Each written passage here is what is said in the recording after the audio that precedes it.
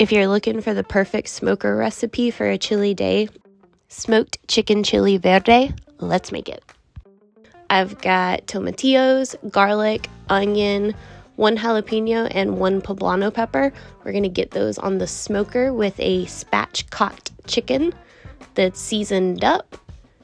And we're going to smoke it until that chicken temperature reaches 160 degrees and those vegetables are starting to soften and brown. Pull it all off the smoker, let it all cool. Shred the chicken into a Dutch oven.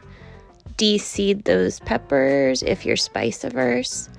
Add all the veggies and some chicken stock to a blender with cumin, Mexican oregano, salt, pepper, and blend until your desired consistency. Add that to the Dutch oven with the shredded chicken. Give it a good stir.